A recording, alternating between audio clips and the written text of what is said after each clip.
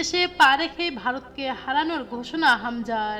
দর্শক, মুখে হাসি লেগেছিল হামজা চৌধুরীর। উৎসুক জনতা আর সাংবাদিকদের ভিড় ঠেলে বের হতে না হতেই জানালেন, এই অনুভূতি ভাষায় প্রকাশ করার মতো নয়। একই সঙ্গে ইংলিশ প্রিমিয়ার লিগে খেলা ডিফেন্ডার জানিয়েছেন, ভারতকে হারিয়ে দিয়ে সামনে এগোবেন। সোমবার পৌনে 12টায় দেশের মাটিতে পা রাখেন হামজা। জানা যায়, বাংলাদেশ সময় রাত 2টায় বাংলাদেশ বিমানের ম্যানচেস্টার থেকে সিলেট ফ্লাইটে রওনা হন। বিমানবন্দরে হামজা ও তার পরিবারকে বরণ করে নিতে এয়ারপোর্টে আগে থেকেই উপস্থিত ছিল বাফুরের 7 জন নির্বাহী সদস্য, যারা হামজাকে বিমানবন্দরে ফুল দিয়ে বরণ করে নিয়েছেন। এ সময় বিমানবন্দরে ভিড় করেন সাংবাদিকেরা। এখান থেকে হবিগঞ্জের স্নানঘাটে যাবেন হামজা। দেশের মাটিতে পা রেখে তাৎক্ষণিক এক বক্তব্যে হামজা বলেন, দারুণ লাগছে, আমার হৃদয় পূর্ণ, লম্বা সময় পর ফিরেছি। ভারত ম্যাচ নিয়েও প্রশ্ন শোনেন হামজা।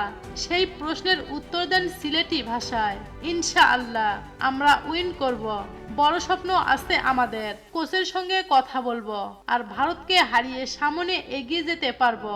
আগামী 25শে মার্চ বাংলাদেশের হয়ে এশিয়ান কাপ বাছাইয়ের ম্যাচ খেলার কথা রয়েছে হামজার।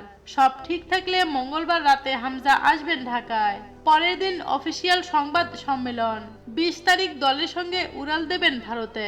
তো দর্শক, দেশে পা রেখেই ভারতকে হারানোর ঘোষণা হামজার। এতে আপনাদের গুরুত্বপূর্ণ মতামত কি জানিয়ে দিন আমাদের ভিডিওর কমেন্ট বক্সে। ধন্যবাদ।